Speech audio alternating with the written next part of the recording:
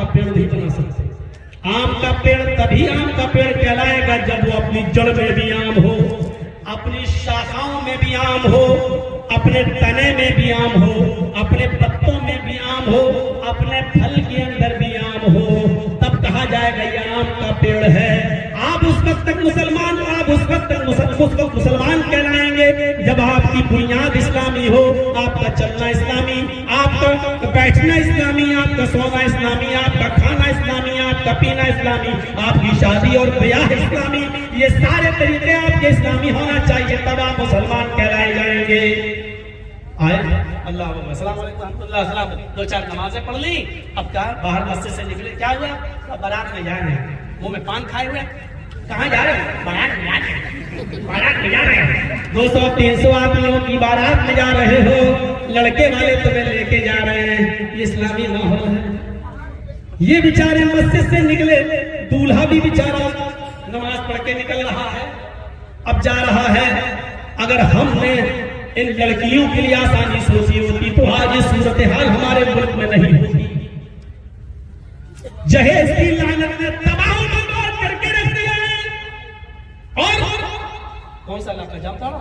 जी जामताड़ा वालों सुन लो, आज हजारों की तादाद में तुम यहाँ मौजूद हो। मेरी एक बात तो नोट कर लेना, किला लगा लेना, जिंदा रहूं तो पूछना, मर जाऊं तो दुआ के लिए हाथ उठा लेना। अल्लाह की कसम, अगर आपने जहेज के अंदर खुराफातें बंद नहीं की और जहेज की लानत को अपने समाज और मुआशरे से नहीं मिटाया, तो यही हमारी बेटियां गैर मुस्लिमों के साथ निकाह करेंगी। इर्तिदाद की लहर बह रही है। सुप्रीम कोर्ट और हाई कोर्ट के अंदर एक दो नहीं, कई हजार लड़कियों ने, मुस्लिम लड़कियों ने एप्लीकेशनें दे रखी हैं कि मैं अपनी मर्जी से निकाह करना चाहती हूँ, मेरा बाप रुकावट बन सकता है, मेरा भाई रुकावट बन सकता है। जब मैं किसी गैर मुस्लिम से शादी करूं तो मेरे बाप की और मेरे भाई की न सुनी जाए। कई हजार लड़कियां कोर्ट में एप्लीकेशनें दे चुकी हैं। जब हमारी बेटियां देखेंगी कि हमारे पास 1.5 लाख रुपए की बाइक नहीं है देने के लिए, लड़के को दुकान पे बैठने के लिए 2 लाख रुपए और 3 लाख रुपए नहीं है, इन गरीब लड़कियों की जब आप हालत देखेंगे और जवानी की दहलीज पर ये कदम रख चुकी है, तो इनको तो अपनी प्यास बुझाने के लिए जहां जगह मिलेगी चले जाएंगी। क्योंकि जब सैलाब आता है, मुंडेर टूट जाती है और पानी अपना रास्ता निकाल लेता है। जब जवानी में आग लगती है तो सारी चीजें तोड़ दी जाती है। बाप की इज्जत को पामाल कर दिया जाता है, खानदान की इज्जत को पामाल कर दिया जाता है। और जवानी का ये जोश माँ बाप की छातियों पर बुलडोजर चलाते हुए गैर मुस्लिमों के साथ भागने पर हमारी बहनों बेटियों को मजबूर कर दिया जाता हो जाती है। याद रखना, ऐ समाज के चौधरियों, ऐ समाज के ठेकेदारों, जरूरी नहीं कि 10 लाख रुपया खर्च करके जलसा कराओ, मौलाना चंजीज को बुलाओ, जरूरी नहीं है आप इतना लंबा चौड़ा खर्चा करके आप जलसा कराएं। आप सब एक कमेटी बनाइए और इन गरीब लड़कियों की शादी का इंतजाम करवाइए और जैसी बालिग हो जाए इनका निकाह करवा कर इनका घर बनवाइए, इनका घर बसवाइए, वरना इर्तिदाद की लहर में हमारी बहन बेटियों का नंबर आएगा। आप कुछ नहीं कर पाएंगे। जो लोग ऊपर बैठे हुए हैं उनकी मंशा तो साफ है, वो रोजाना यूट्यूब पर देख रहे हैं, रोजाना चैनलों पर देख रहे हैं। हमारा तो मुस्लिम भाई अगर किसी गैर मुस्लिम लड़की को ले आए तो लग जिहाद हो गया, बोला है तो ये उनका हक है, घर वापसी है। मेरे भाइयों, उनकी प्लानिंग कि मंदिर में फेरे लगवाए जाए, सिंदूर लगवाया जाए, साड़ी पहनाकर तुम्हें अपने घर लाया जाए और 2-3 बच्चे तुमसे पैदा करने के बाद बच्चों को रोक लिया जाए और तुम्हें बेयारो मददगार छोड़ दिया जाए। अब तुम न अपने घर की रहोगी न यहाँ की रहोगी, न तुम्हारा बाप तुम्हें एक्सेप्ट करेगा, मरने के बाद न तुम्हें कब्र में दफन किया जाएगा और न ये लोग तुम्हें अपनाएंगे जो आज तक हरिजनों को नहीं अपना सके, जो आज तक शूद्र को नहीं अपना सके, जो अपने मंदिरों में इनको जगह नहीं दे सके। वो हम मुसलमानों की बेटियों को गैर मुस्लिम बनने के बाद अपने शमशानों में जगह देंगे। आप कहाँ की बात कर रहे हैं? आपकी अकल को क्या दीमक चाट गई है? ये बिल्कुल नहीं हो सकता है, ये बिल्कुल नहीं हो सकता है। मेरे प्यारे साथियों, ये तमाम तस्वुरात अपने जहन से निकाल दीजिए। अपनी बेटियों की शादियां दीनदार घराने में कराइए और समाज की जिम्मेदारी यह है कि जहेज की लानत को अपने मुआशरे से खत्म करवाएं और ये तय कर लें कि जहेज लेने और देने वाले के निकाह में हम नहीं जाएंगे, मौत और मिट्टी तक से उसका बाइकाट किया जाए, तब जाकर ये कौम सुधरेगी। क्योंकि अब होम्योपैथिक दवा से इलाज करना बेकार है, अब तो ऑपरेशन की जरूरत है। ये हो रहा है। दीन बहुत सहज है, आसान है। हमने ही बयान किया था और उलमा ने आपको बताया होगा, कुरान की चंद आयतों को, सूरतों को मेहर बनाकर अल्लाह के नबी ने निकाह कर दिया था। हो गया, उसी जगह निकाह पढ़ाया गया, उसी जगह विदा हो गई। जाओ उसी कपड़े के अंदर ले जाओ बीवी को, निकाह करा दिया गया। खुद अल्लाह के रसूल उस औरत के वली बन गए। हो गया निकाह, क्योंकि उसके न बाप थे न भाई, बाप था न भाई, इसलिए काजी खुद वली बन गया। अल्लाह के रसूल ने निकाह पढ़ाया, आप खुद वली बन गए उस औरत का, कि रुखसती कर दी। कुछ भी पता नहीं, सुना है ना? आई थी, वो कह रही थी अल्लाह के रसूल मैं आपसे निकाह करना चाहती हूँ। 3 बार कहा उसने। अल्लाह के नबी खामोश। एक सहाबी बोले आपको जरूरत नहीं तो मेरे साथ कर दीजिए। आपने कहा इनसे करोगी? उसने कहा अल्लाह के रसूल आई थी आपके लिए, अगर आप नहीं करना चाहते तो इसके साथ कर दीजिए। बुखारी किताब में निकाह। कहा अल्लाह के रसूल इसके साथ कर दीजिए। आपने सहाबी से पूछा मेहर क्या दोगे? कहने लगा वो भी देना पड़ता नहीं है मेरे पास। आपने कहा जाओ कुछ लेकर आओ। कहता है कुछ नहीं है मेरे पास। आपने कहा इन तमिस खाता मिनल हदीद, लोहे की अंगूठी मिल जाए वही ले आओ। आया, अल्लाह के रसूल लोहे की अंगूठी भी नहीं मिली। आपने कहा अच्छा कुछ तो होगा। कहता हाँ एक चीज है मेरे घर में। बुखारी के पास कहता इंदी इज़ार या रसूलुल्लाह की लुंगी है मेरे पास, सोता हूं तो पहन लेता हूं। आपने कहा पुरानी? हाँ दे दोगे अपनी बीवी को? दे दो, चलो वही दे दो। अरे वो दे दूंगा तो मैं क्या पहनूंगा? आधी देने के लिए तैयार हूं।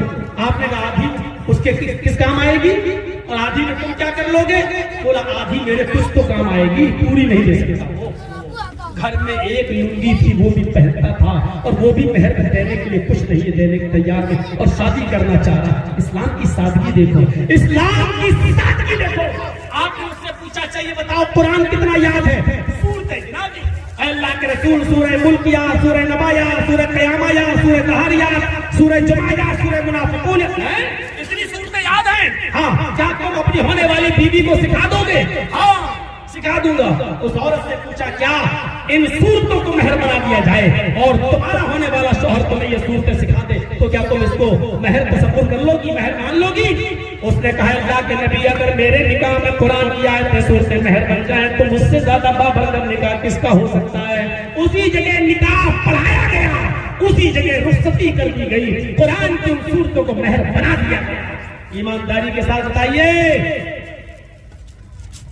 और कह दूं न 200 चोरों का पता, न 250 डकैतों का पता,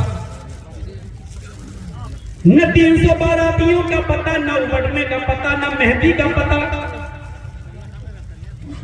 न लड़कियां आई सोने की अंगूठी पहनाने के लिए, होने वाले दूल्हा को देखने के लिए, दुल्हन को देखने के लिए कुछ नहीं और उसी जगह से रुखसती हो जाती है। इस निकाह के चर्चे 1400 साल के बाद आज भी हो रहे हैं। कोई एक ऐसी शादी बता दो, कोई एक ऐसी शादी बता दो जो बड़े आलिशान तरीके से हुई हो और उसका चर्चा आज हो रहा हो। 5-6-10 दिन के बाद उस चर्चे को लोग भूल जाते हैं, उसका चर्चा नहीं होता। मैं कहना ही चाह रहा हूं कि आसानियां पैदा करो मुसलमानों, मुआशरे के अंदर जहेज की लानत खत्म कराओ।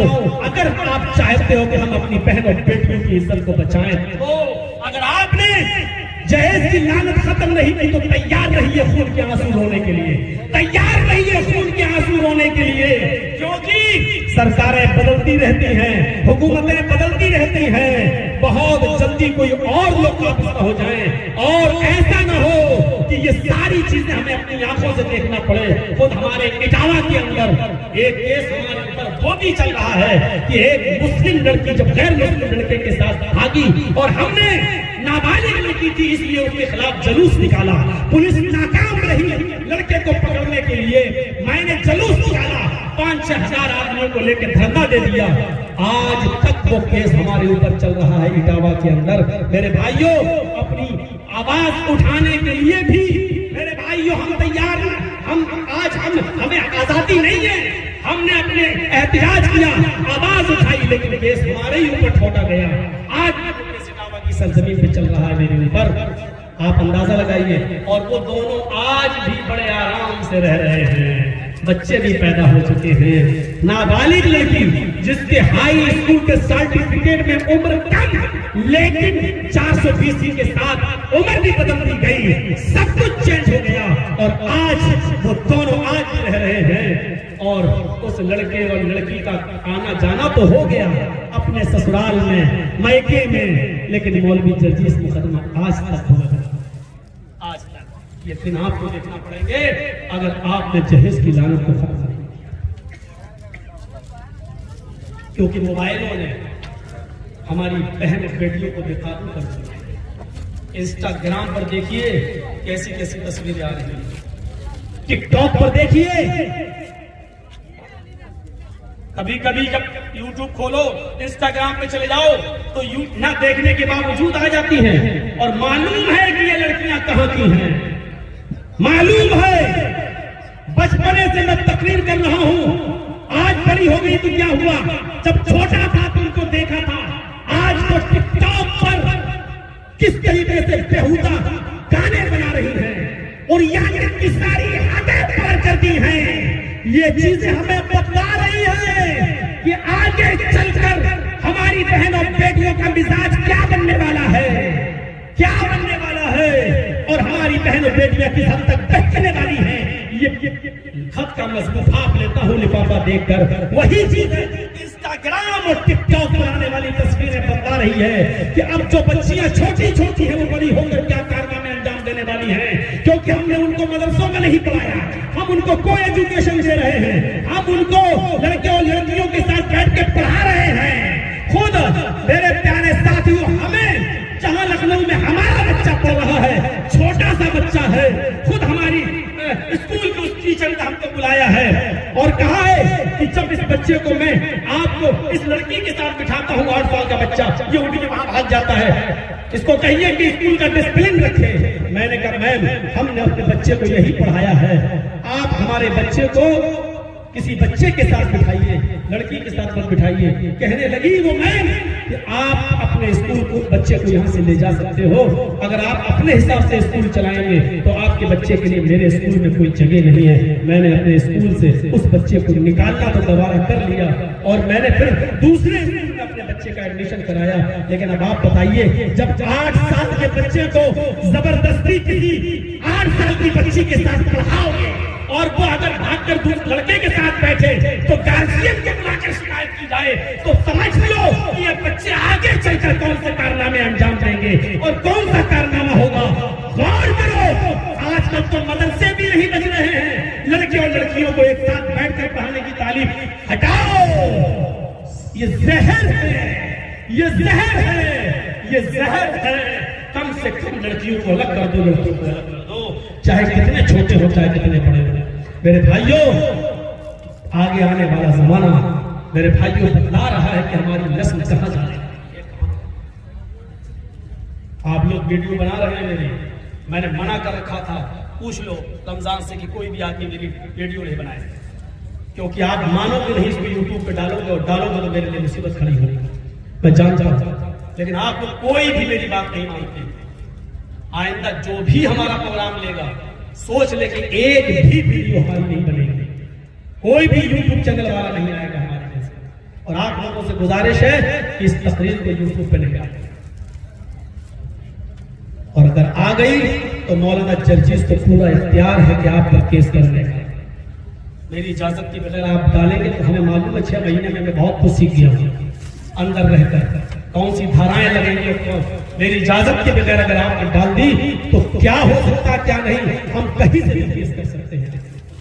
क्योंकि अब हमें अपने आप को बचा कर रखना है एहतियाती तौर पर। मुस्तकबिल में क्या लिखा है वो अलग बात है, लेकिन एहतियात जरूरी है। एहतियात मैंने अभी बताया ना, अंदर जाने के बाद पता चलता है कि कौन अपरा है कौन परा है, कौन दुख दर्द में साथ आता है कौन नहीं आता है। कुछ लोग ऐसे भी जिन्होंने दुआएं मांगी, अल्लाह कुछ दिन और अंदर रहे, कुछ दिन और अंदर रहे। मैं ऐसे मौलवियों को भी जानता हूँ जिन्होंने कहा अल्लाह हमारी रोजी रोटी चल रही है, कुछ दिन और अंदर रहे तो हम कुछ और जलसों में आगे निकल जाए, ऐसी भी दुआएं मांगी।